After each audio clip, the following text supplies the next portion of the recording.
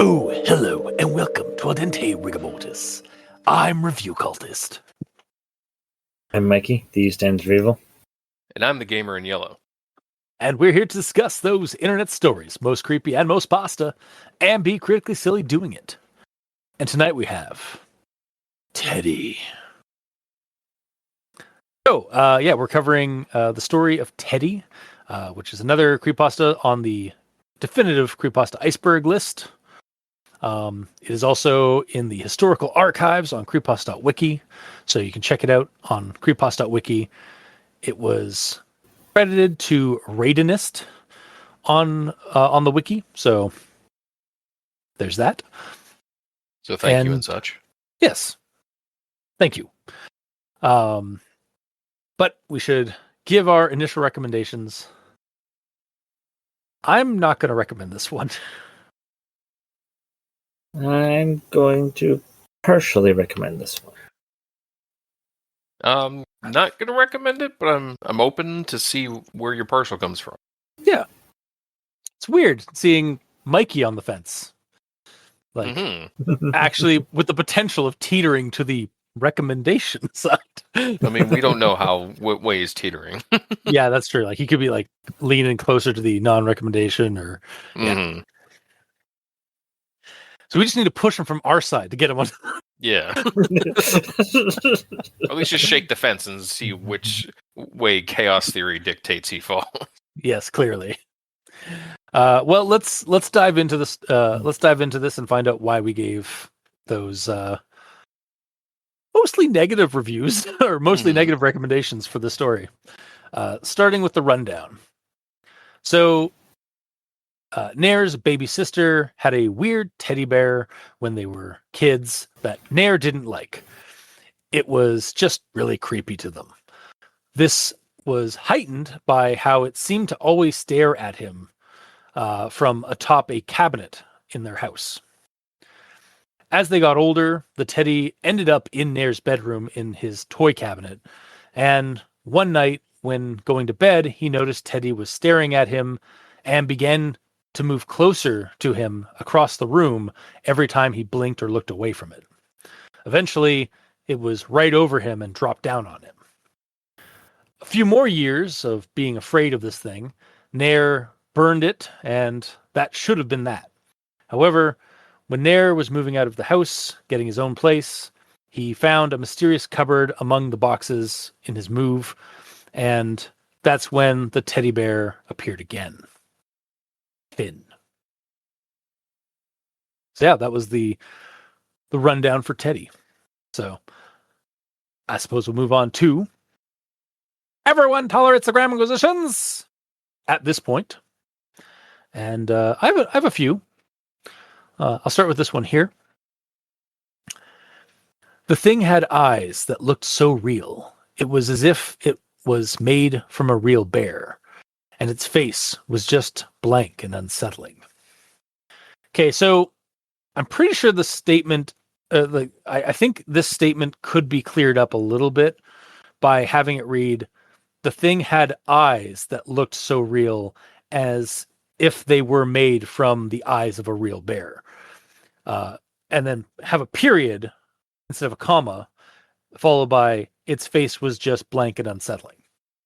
The reason I suggest this is because for me, when I was reading it, it kind of like, I was like, yeah, clearly it's like, it probably is clear that like it's referencing that the eyes are what made it look like it was from a real bear. But I just wanted that extra little bit of clarity when I was reading it. Is it because like the thing had eyes that looked so real, period, moving on? It Yeah. was as if, but the it in that statement, which will come up later. Oh, you know what?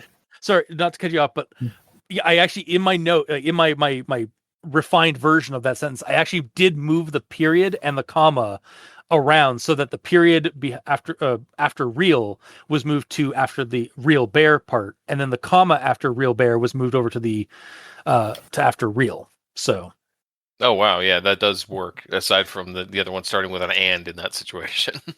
Well, So and you then just remove the and, yeah. I just fixed that by removing the and. Yeah, For sure, yeah, because that way it keeps the reference to the eye, all the references to the eyes together. exactly. Yeah. And then my next thing here, I sat my head back down on my pillow, hoping for some sleep. So I feel like it should have been I set my head back down on the pillow, Or not laid.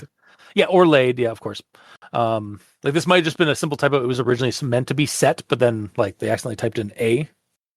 Possible. Yeah. Then the next thing I have, and also the last thing I have, after hours of carrying, I carried the final box from the removal truck into the front door and shut the door behind me. Okay, well, first off, you just smashed your box into the front door. Wow. That's me being critically silly about that. But my actual issue thing, I think I kind of just I don't like the repetitiveness of carrying and carried like so close together. So maybe it should be after hours of hard work, I carried the final box in. Or unpacking. Yeah, that would also work. Yeah. Mm-hmm. Just something else other than carrying, then immediately following that up with I carried. Yeah. So.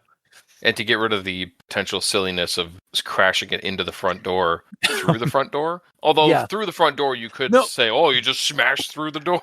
Yes, but it's more commonly accepted as like when you go through the front door, you're going through the open front door. Like it doesn't need to be corrected as much. This is true. Yeah.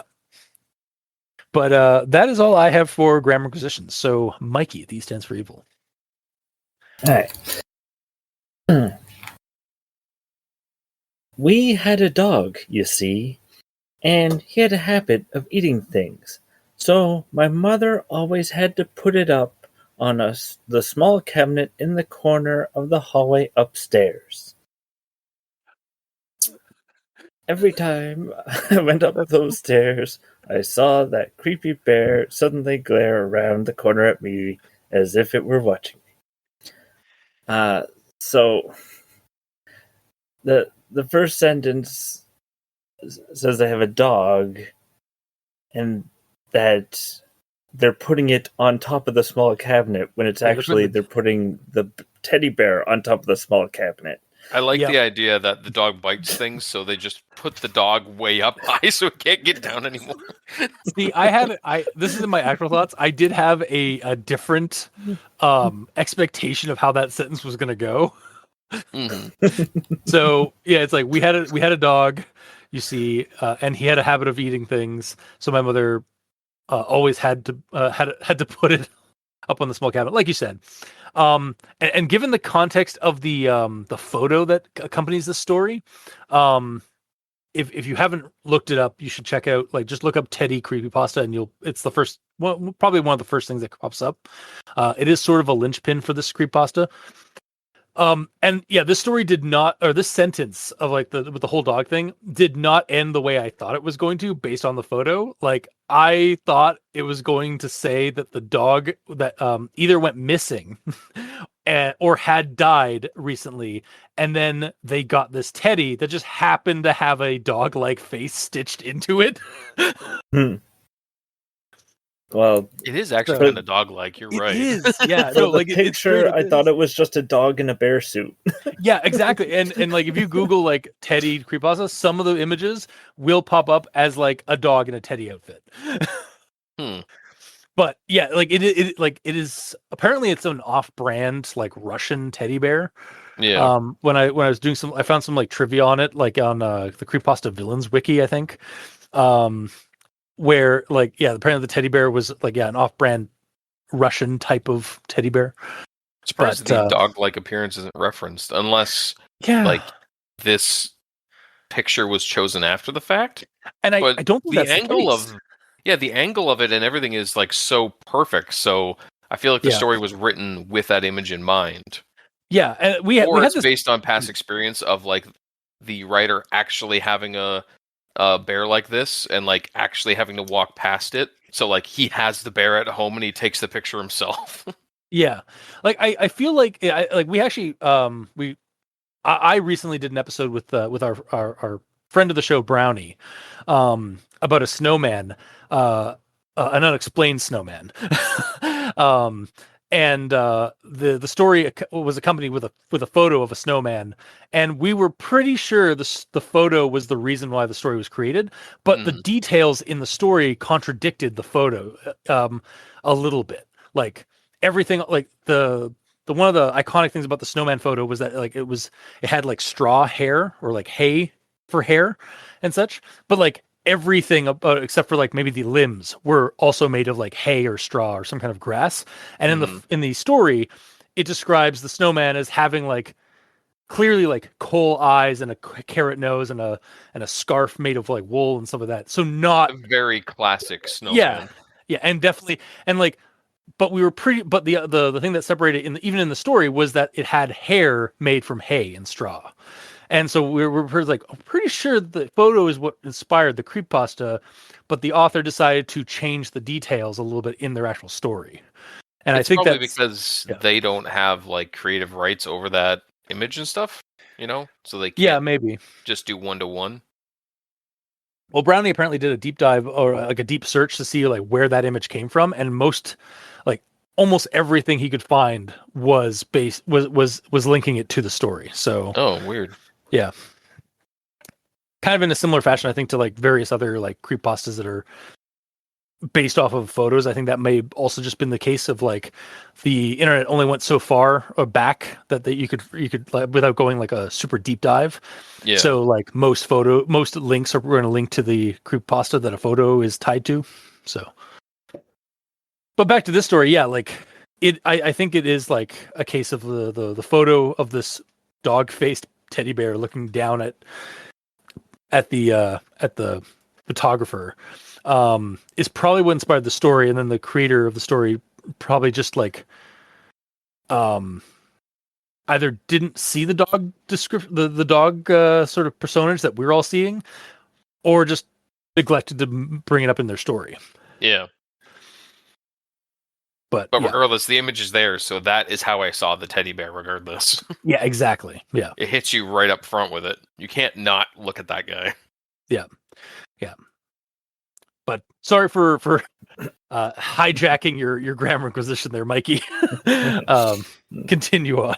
This was a grammar issue? I don't even remember anymore what it was. So believe it or not, it was. Okay. Yeah. But it about putting the dog on top of the cabinet. So yes. Yes. Yes. And I linked it to a similar thing I had in my actual thoughts. So yeah, likewise. That's how we got there. All right, so I have a conjunction, which is just an it story. All right.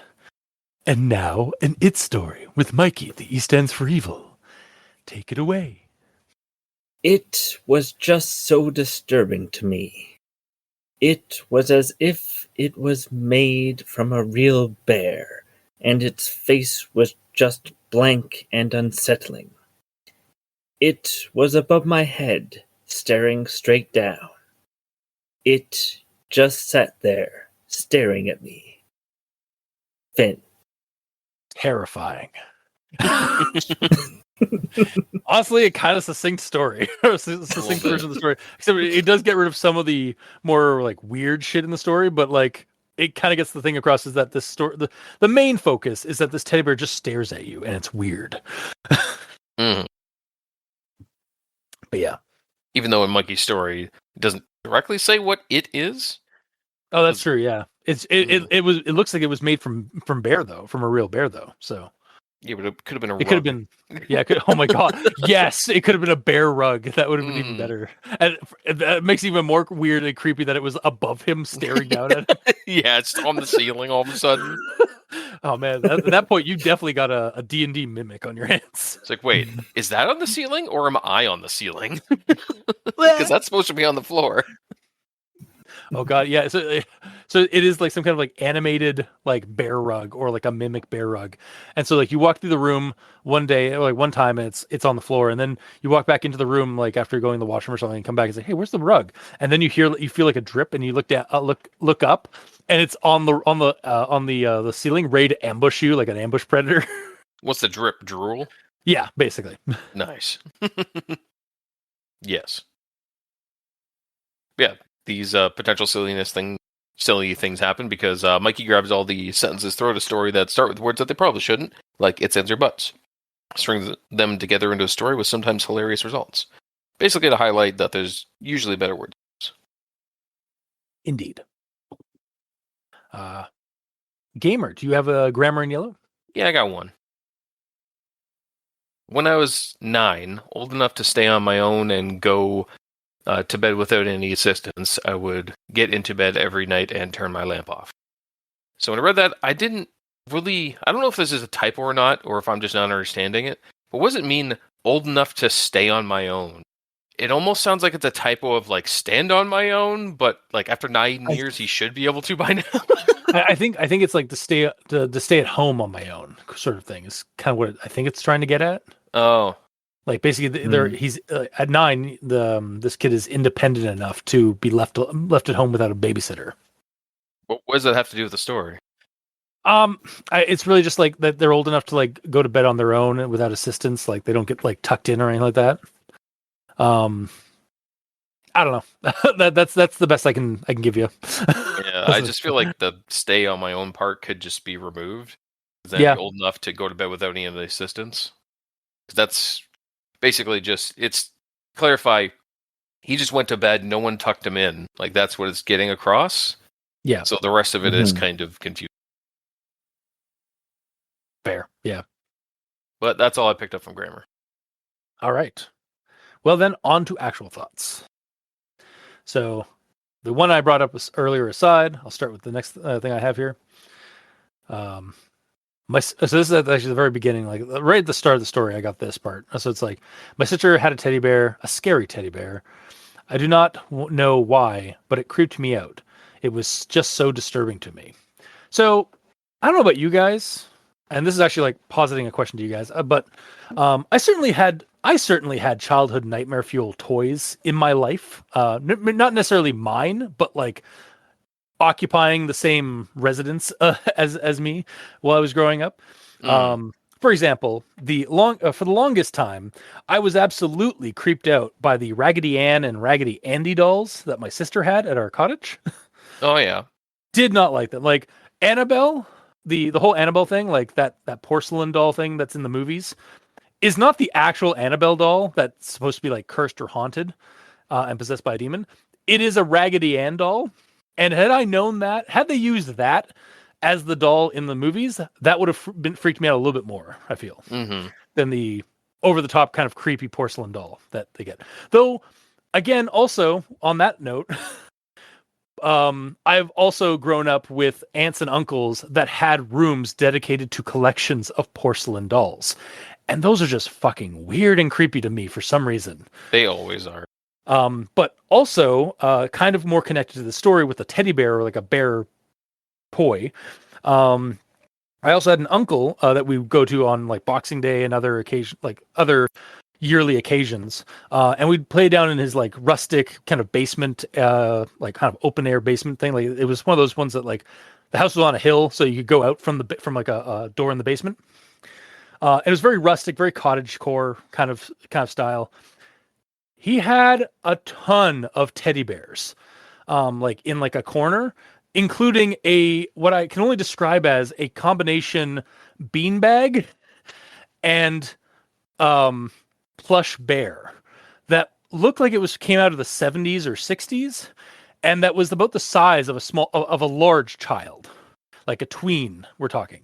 Oh, okay. So I always kind of thought it was creepy, but not as much as how I thought all the older, antiquated teddy bears that were in the corner of in this corner collection were also creepy.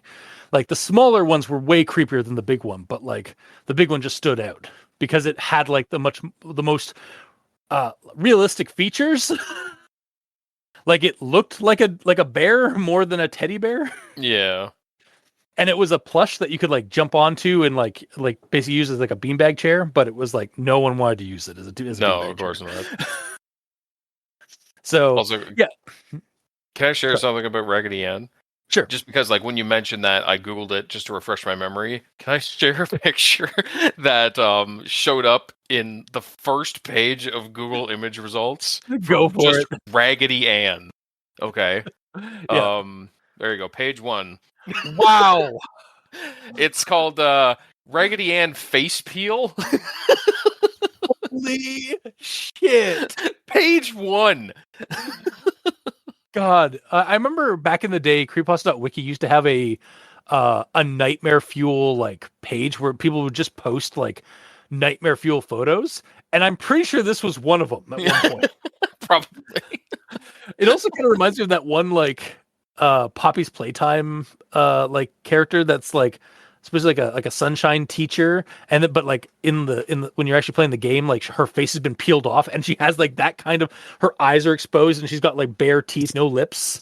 Nice. And like flesh underneath the underneath a porcelain facade or like the plastic facade. Hate that. Yeah, no, that is wow. That makes Raggedy Ann somehow creepier in the more gross way. Yes, absolutely. So thanks. I hate it.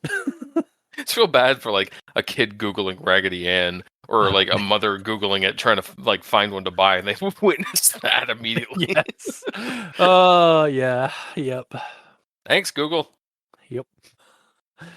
But yeah, so back to the like my note here. So like, yeah, right off the top, like starting the story, it's like, all right, I can definitely get behind this premise of like a creepy toy plush, like whether it be plush or not, like that has just a great potential to tap into for something that a lot of folks I feel do get creeped out by, older or like just like the older style or off looking toys. Do you guys have any, did you guys grow up with like any creepy toys, by the way, or No. Not really. Nothing in your life? You guys I liked my toys. Well, no, like it didn't even, you guys didn't even have to own it, but like, did you not have like any like relatives that like had them in their homes that were like, that's a really fucking creepy toy you have? Nothing that comes to mind, unfortunately. Sorry, I can't share in your trauma. That's fair. I'm sure anyone out there who's listening, if you want to share your the creepy toys that you got the pleasure of being traumatized by. I've been traumatized. If you have any stories about creepy toys that you've experienced in your childhood, please post them in the comments or send us an email. I would love to read about them. Mm-hmm. I would like to know that I'm not the only one. I thought like a lot of people probably have this sort of like the sort of experience of like a creepy toy or something that they encounter in their life. But I know a bunch of people do. It's just Mikey and I are anomalies. yes. Clearly. Sheltered summer children. Yes. But I will move on to the next thing I have here. I slowly turned and looked across my room to see it through the glass. My heart suddenly stopped as I thought about the horrors the plush had caused me. But I died. Yeah. I had a heart attack at age 9. But at the age of 9, I wanted to grow up and lose my fears. So I shook it off and put my head back on the pillow. I'll be honest, I feel this. I still remember childhood memories and nightmares of being in my bedroom, either trying to go to sleep or waking up in the middle of the night, thinking something was in my room trying to get me. Either something was in my room trying to get into my room, or just watching me from the dark corners of my room. I feel these are, again, I assuming, or that I thought these were fairly universal fears among children back. So, hence why this sort of scene happens a lot in like horror films and stories regarding children, is like there's something that like the kid keeps waking up and seeing something in their room, or like sensing that there's something that's watching them. And while I don't necessarily recall like a teddy bear specifically, or like a toy being the focus of my own like nighttime paranoia as a child, for me, things like E.T. the Extraterrestrial, but like an evil version, was one of the things that like freaked me, that I was like, for some reason, like paranoid was going to try and get into my room, or severed hands that were animated. Thanks, Addams Family and Goosebumps. I was gonna say, I thought you liked Addams Family. I do, but as a kid, I was apparently impressionable, and so the whole like thing, but like trying to get me, Yeah. Thing was not being cool is not a very cool thing to have happen. Exactly. Yeah. So yeah, those were the sort of like I could again the story like definitely reminded me of like, oh yeah, I remember having like childhood nightmare fuel like this. I can relate to this story to a degree. Mm-hmm. Then we continue on. Then I opened my eyes. So this is like I guess when he's been like watching this thing like appear to be getting closer with each time he blinks or like looks away from it and such, and then it vanishes. And then he looks up and he opened his eyes. It was above my head, staring straight down. I screamed as it lunged down at me. I will never see a bear the same way again. Then the next paragraph. A few years later, after years of horror, I burned it. I sat in enjoyment as the bear turned to smoking ashes in my fireplace. So first I was like, classic inanimate thing getting closer to you with every blink. Until there's a false pause and then the climactic jump scare. That aside, I feel like there should have been more here.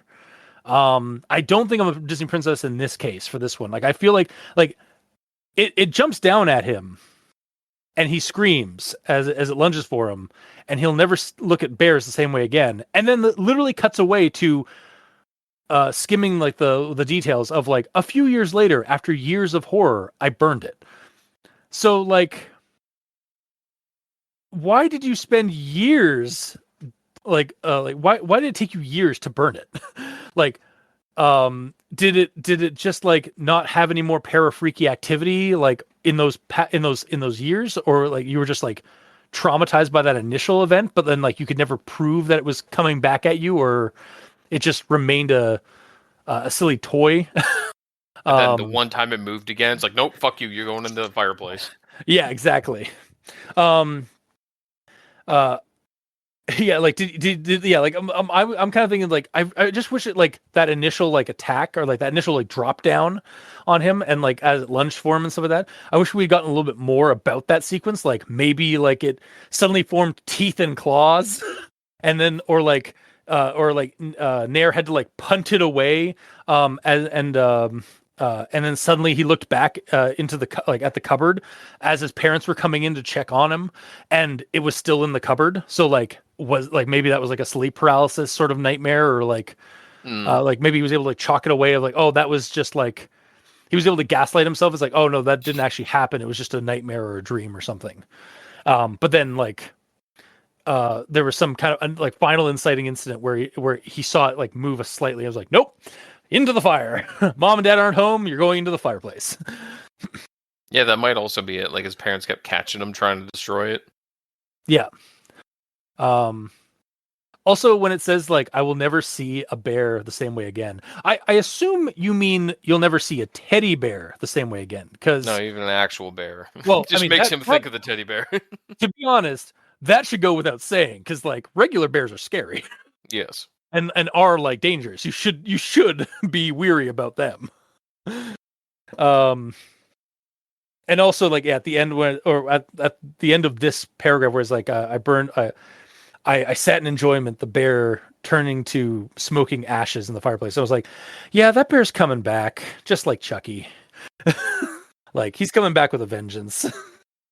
The next thing I have here is I turned to go into the kitchen and put it on the table. I opened it to see a cabinet. I took it out, walked into my new living room, and placed it in the corner. Staring at it and thought to myself, I don't remember packing this cabinet.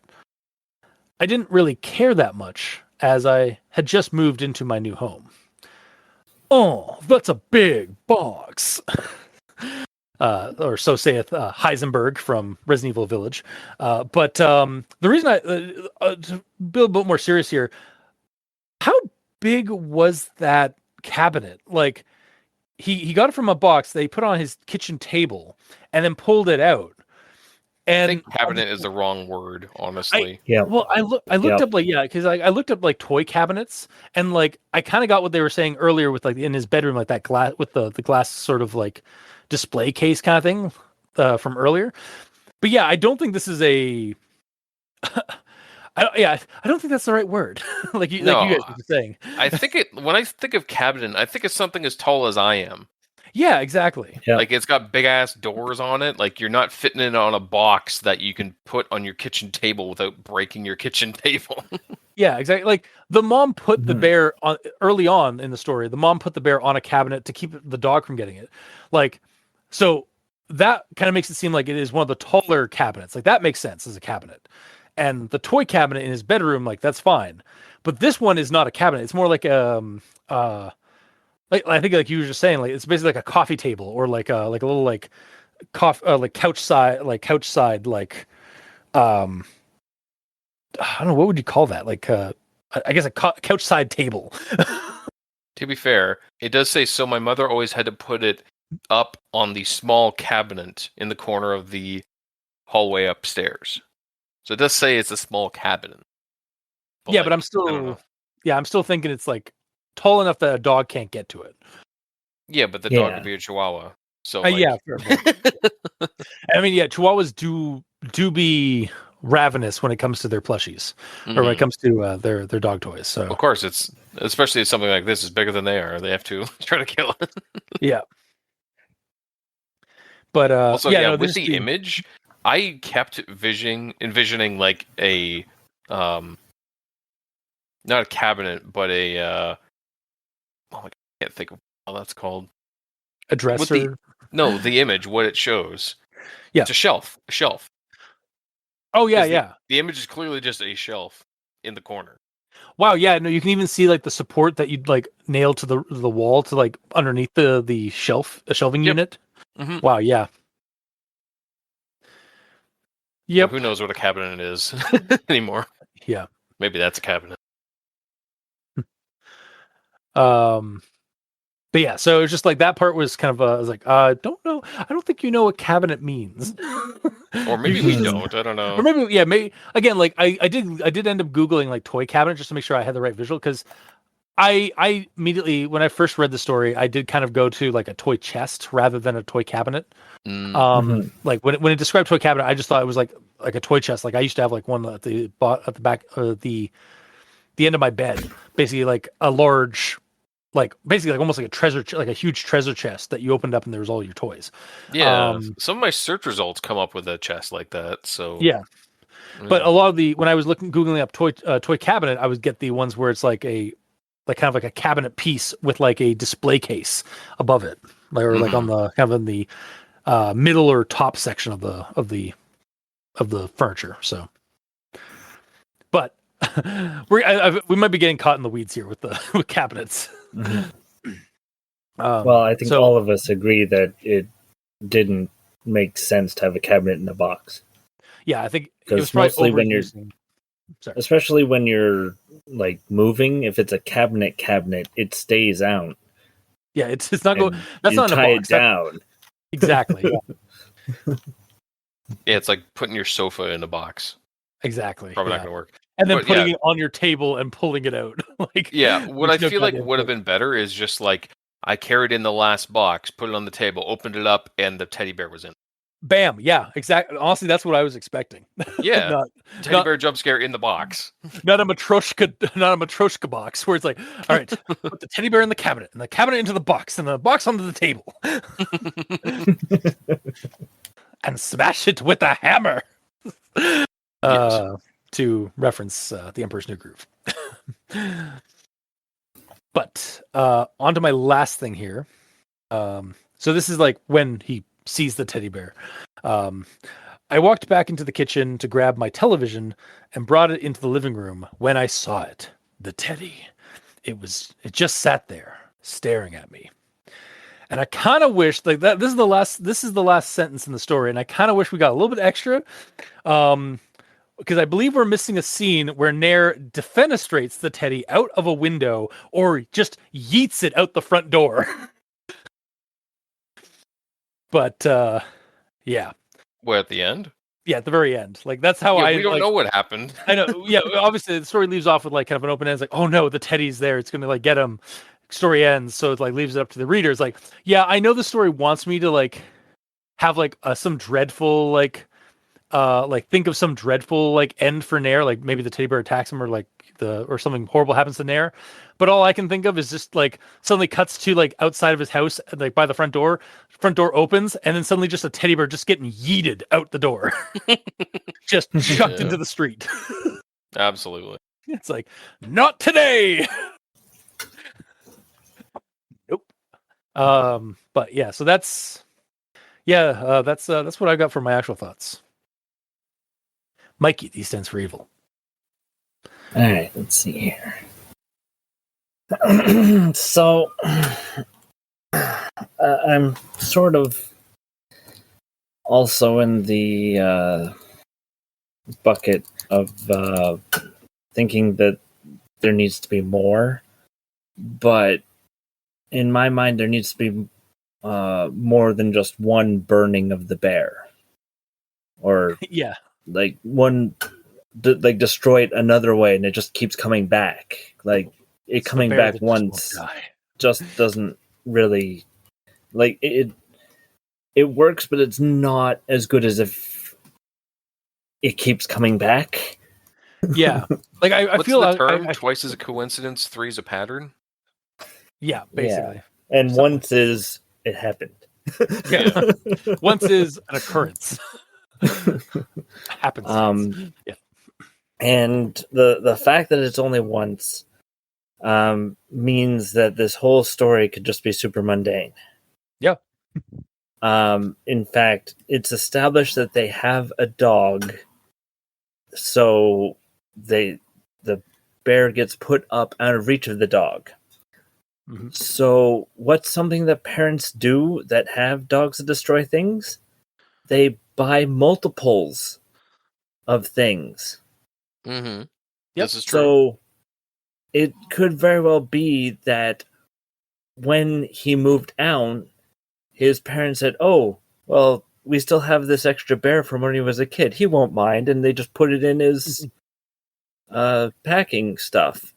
We know it traumatized him, but lol, right? I was gonna say, we're parents that are completely, and honestly, this is actually kind of true. Like we're parents that are completely oblivious to the night terrors our children have as a result of an inanimate toy object. Mm-hmm. I'm sure. Hey, they're always looking at it. Clearly, they love it.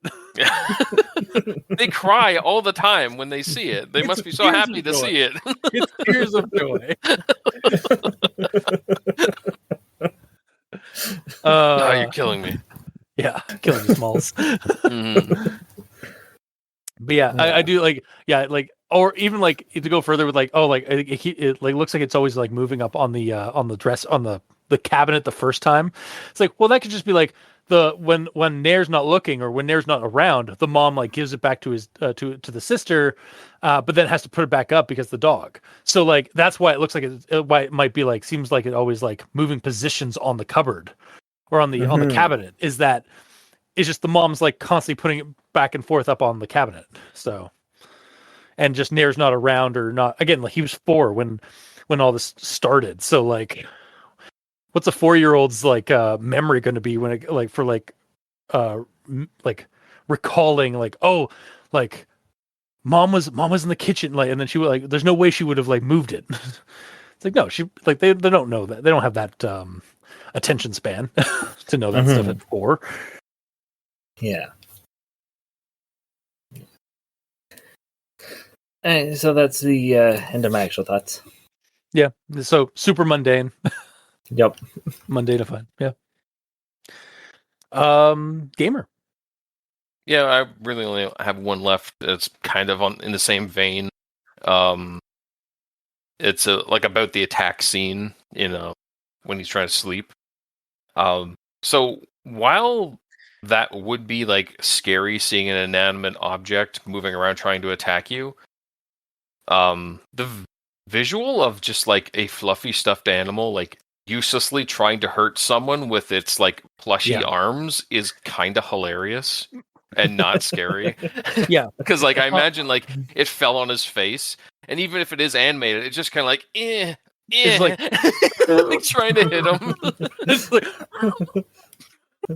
like he's just getting like I mean maybe unless it has like unless it suddenly gets some like supernatural like strength, it's still made of plush. It's still made of fluff. So like the worst it's gonna do is maybe suffocate you with maybe its body, like a pillow. If it can somehow hold on to around your head.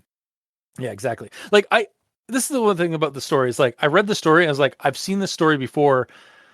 Done scarier because like I've seen like somebody like gets a cursed or creepy like teddy bear, and then like when they're all left alone with it in the dark, it comes at them with like suddenly it grows like knives for claws and teeth and goes at them and like slashes them all up. But then like as soon as somebody walks into the room, like they see them like they're all scratched up, but they're like throwing a teddy bear, like a regular teddy bear across the room. Like it immediately reverts to like Toy Story logic where like it just suddenly plays toy.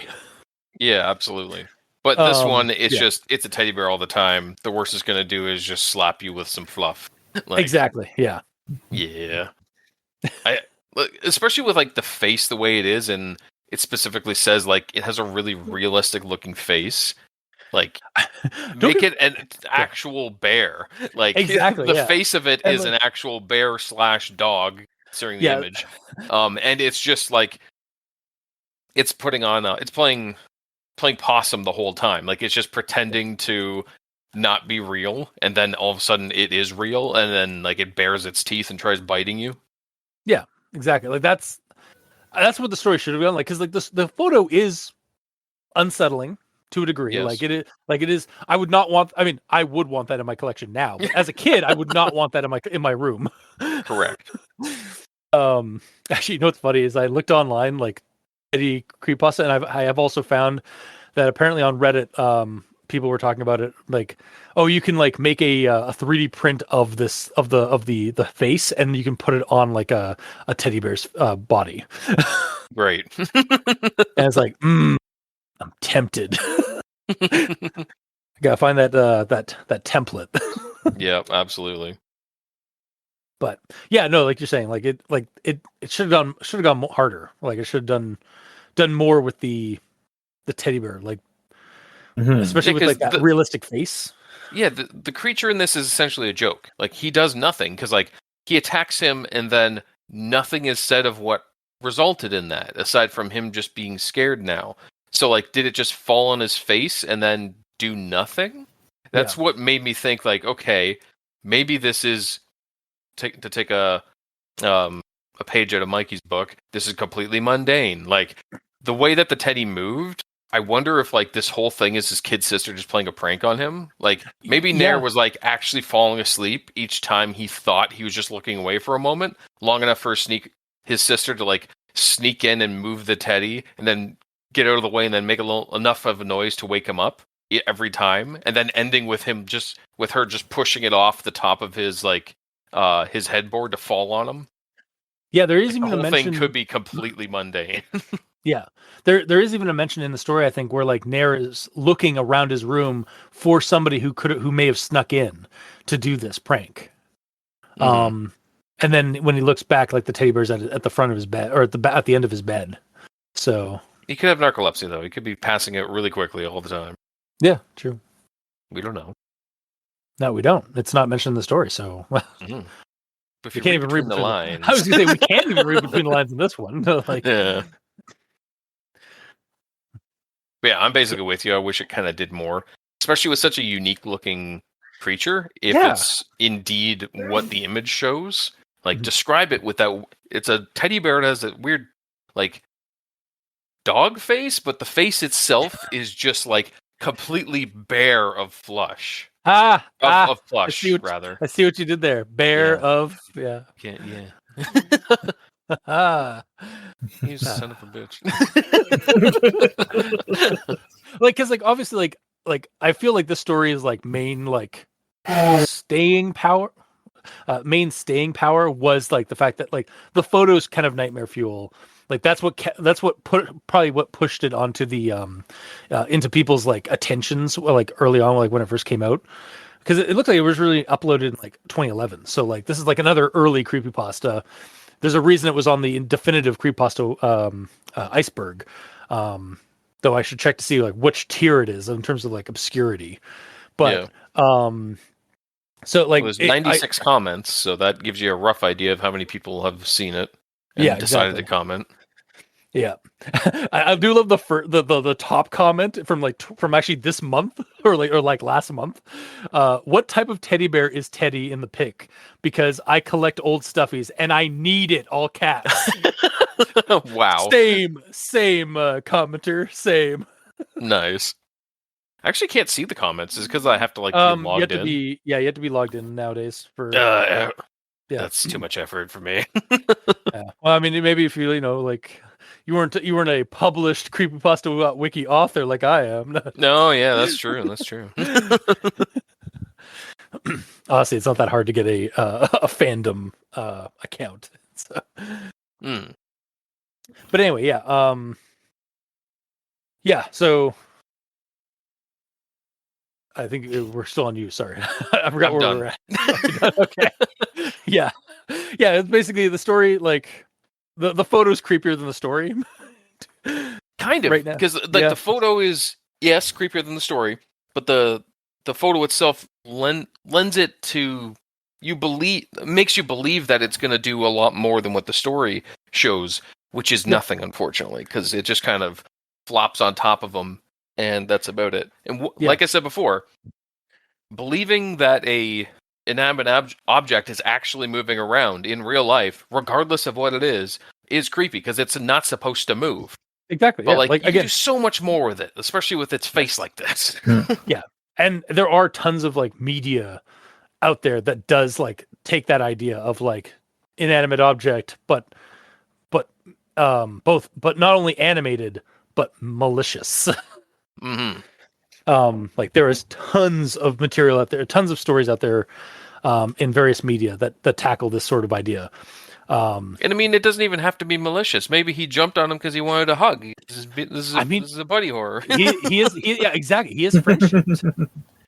He's just trying to like he unfortunately gives off a terrifying aura as a result of like how he was made. Like he is an off-brand version of this Russian teddy bear doll.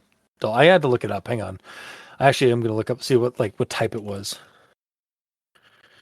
Because it's under the on the Creepypasta Files wiki. There's an entry just for like the creature, the teddy. So the bear is from Slavic origin, most presumably Russian or from USSR. The toy is actually a poorly made bootleg Cheburashka toy. Sure, we're butchering that. Yeah, it's Cheburashka. I'm actually gonna Google that to see like what those toys usually look like. They're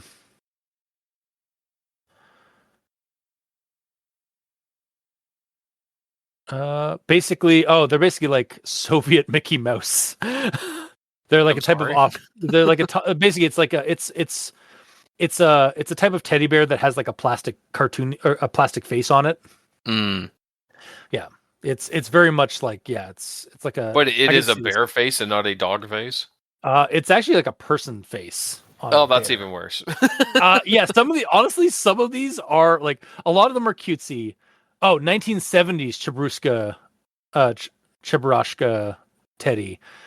I am finding ones that are of the same as Teddy from the Creepypasta. So those are from the 1970s versions seem to be a lot more animal than like cartoon like child face. So yeah, it's a Soviet era cursed teddy basically. Gotcha. Yeah, I'm seeing the other ones with the human face. It looks like a Super Monkey Ball monkey. Kind of, yeah. Oh wow, 3D printed version of the bear made by Josh Tolan. I kind of want this one. But here, I'm just going to show you guys the image. This is pulled from the Creepypasta Files wiki entry of Teddy. I feel like that's a good representation of that this teddy bear. Why does it have to be so uncomfortably close? yeah, just a nice good like mug shot of the 3D printed face. We need like the scale in the background for height. Yeah, we need a banana. Yeah, banana for scale as well. Yes. Yep. Also, is that face like photoshopped onto the teddy bear behind it? Maybe they're a different resolution. Oh, you know what? That might be it then. Yeah. It's still horrifying. Still horrifying, regardless. Yeah. Like maybe they just 3D printed the plastic part and then they just photoshopped a picture of that onto the picture of a teddy. But regardless, again, like this story's like main like creep factor is really just kind of stemming from the image being semi unsettling and nightmare fuel. And the story, while it does like it tries, but it just doesn't try hard enough, I don't think. But I suppose we'll move on to final thoughts to finish this up. I'm still not going to recommend it.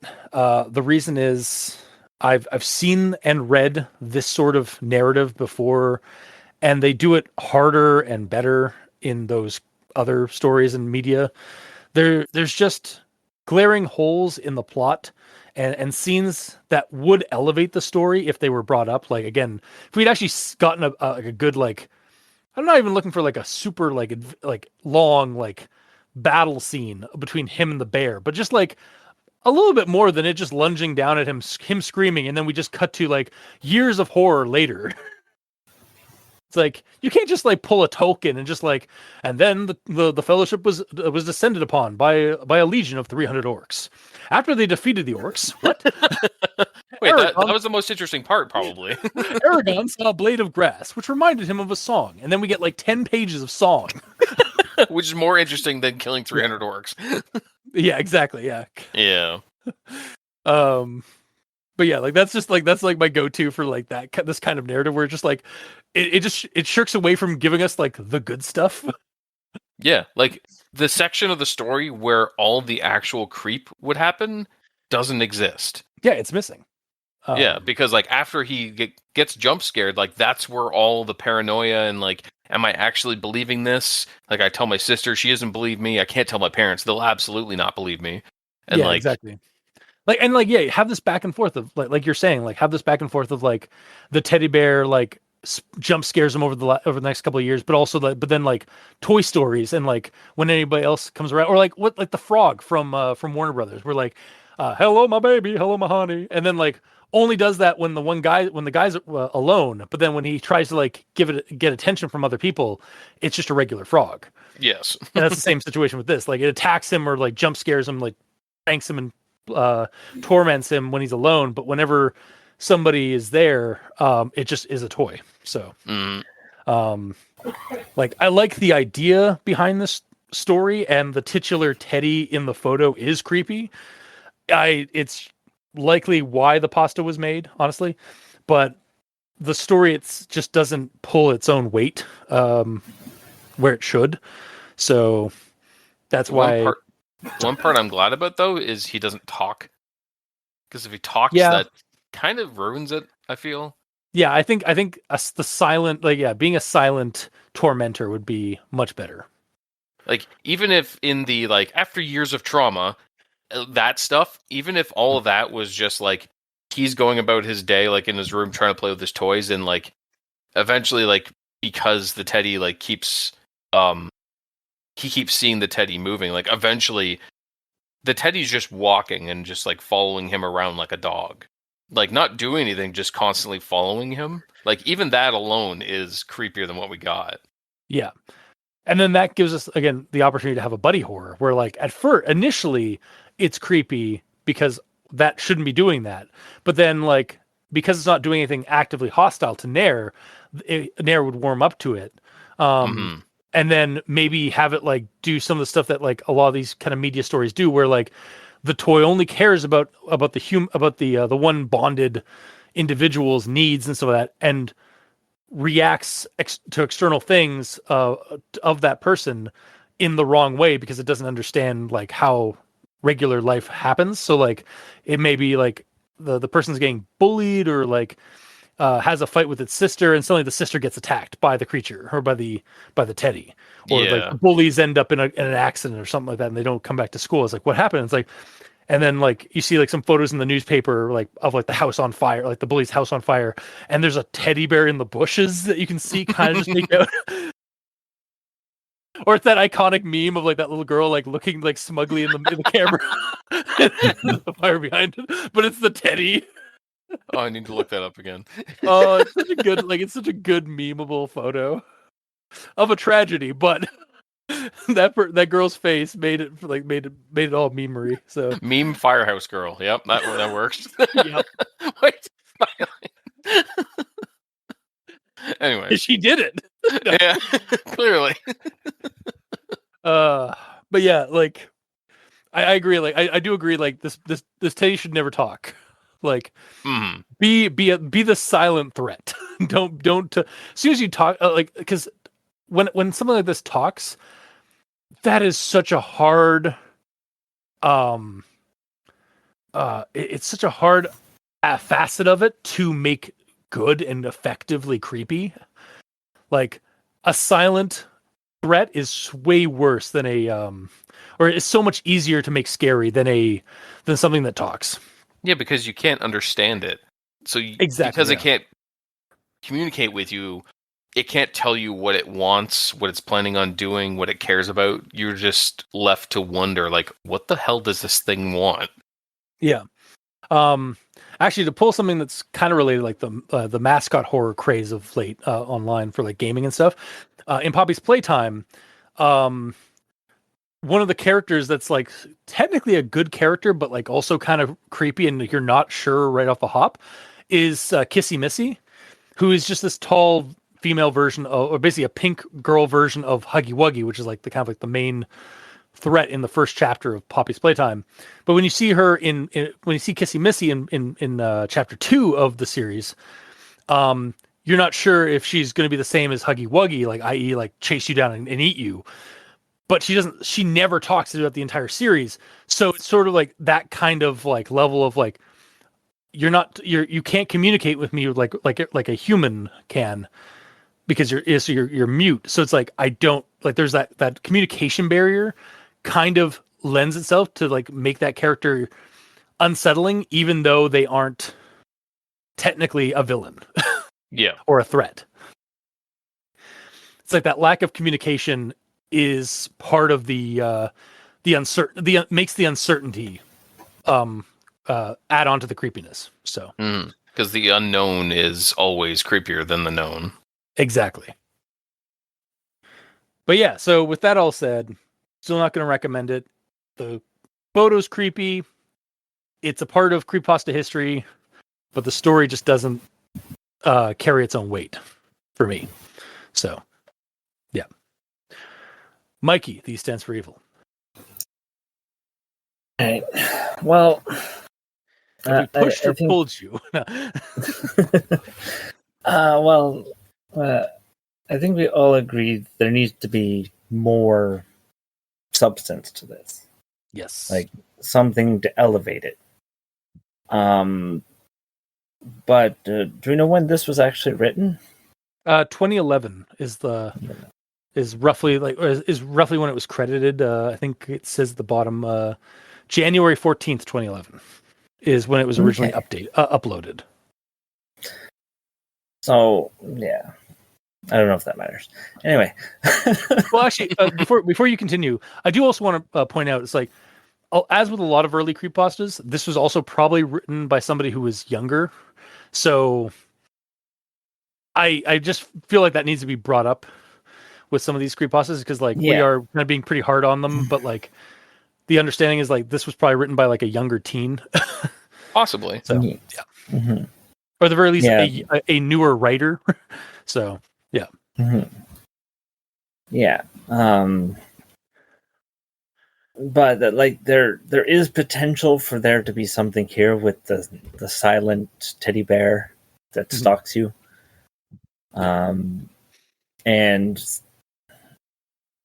it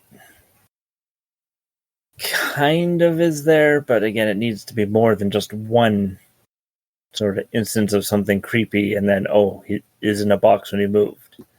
Yeah. Like, so. Yeah, because it didn't outwardly say it moved or anything, aside from the fact that it moved into a box, presumably to deliver itself. Yeah, it's statically. It is sort of like a weeping angel, or like that one SCP. It's like it moves when you're not looking, except for the one time when it lunged down at him. But that honestly, that could have just been like it just teetered and let gravity take its course. Yeah. So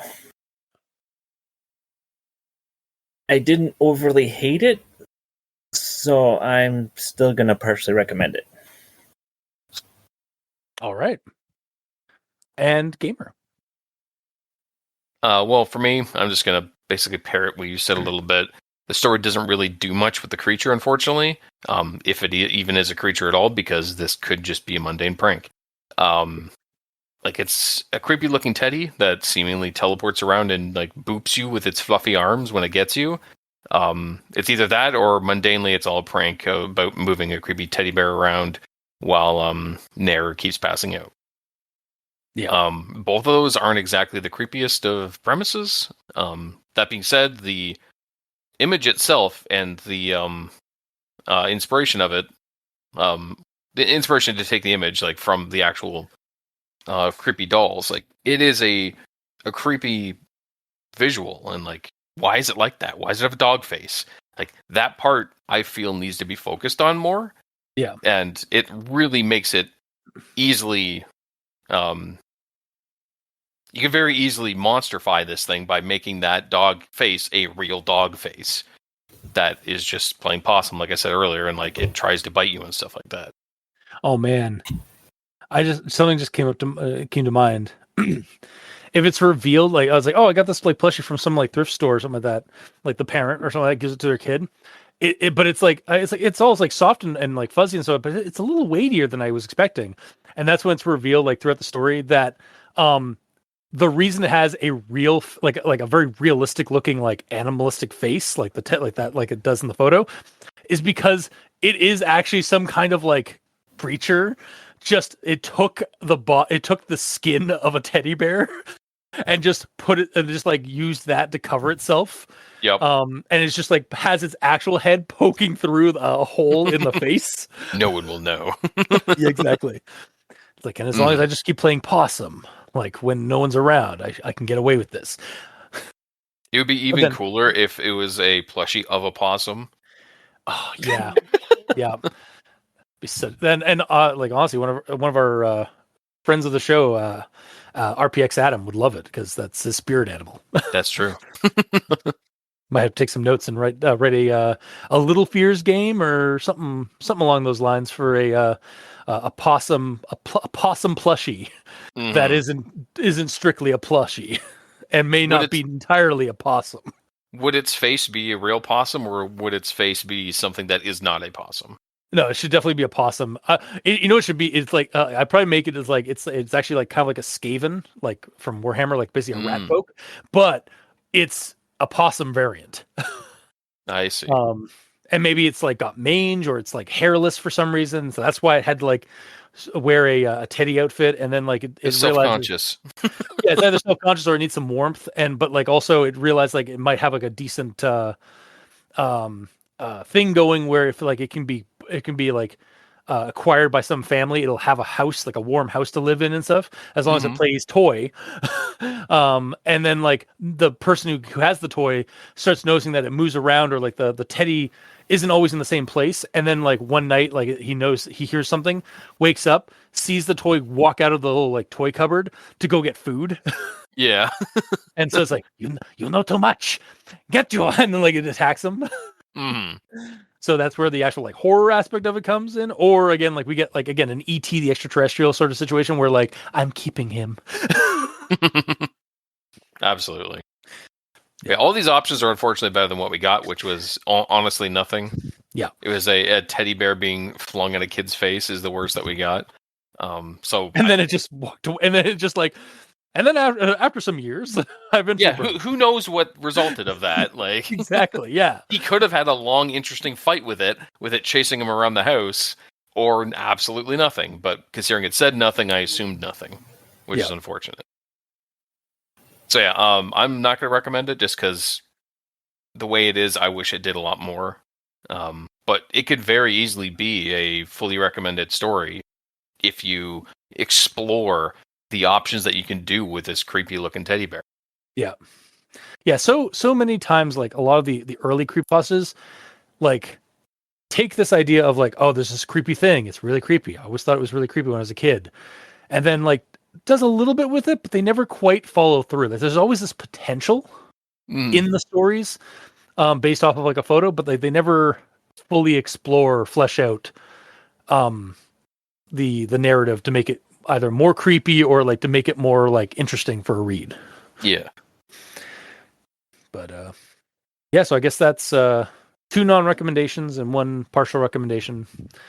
We pushed the fence a little bit, but but Mikey remains firm in the middle. As for the story and the photo, like the potential was there, it just didn't follow through properly, or didn't go hard enough with the elaboration and creep factor. Yeah. Or the menace of this teddy bear. But so it goes. That'll do it for this week's episode. If you didn't like what you heard, I mean, if you didn't, you can still leave a comment and tell us that you didn't like it. Yeah. But yeah, if you like what you heard, or if you didn't, leave us a comment in the comment section below, wherever this gets posted. Some of us are on Blue Sky. Mikey is at the E Stands for Evil, and I'm at Review Cultist. You can also send us emails at aldenterigamortis@gmail.com. That's ALDENTERIGAMORTIS@gmail.com, where you can also leave us suggestions for other creepypastas, SCPs, spooky things. You creep it, we'll peep it. Yeah! And if you'd like to help support our show financially, you can go to Patreon. We have special episodes, early access, and extra content. To all our patrons helping support the show, thank you immensely. You're helping keep those hosting bills at bay, and as always, we very much appreciate that. And to our listeners and the authors of these stories, thank you immensely, because without your listenership, it'd be like screaming into the void. And without your authorship, writing and posting these stories online, we really wouldn't have much of a show because we'd have nothing to talk about. So thank you. Now's a good time to mention we are part of a podcast network, Crit in the Night, an actual play and creepypasta podcast network. We're there alongside our sister podcast, One Less Die, and our cousin podcast, The Role Playing Exchange, for things that go crit in the night. Until next time, I have been your host, Review Cultist. I'm Mikey, the E Stands for Evil. And I'm the gamer in yellow. And this has been Al Dente Rigamortis. Sleep well.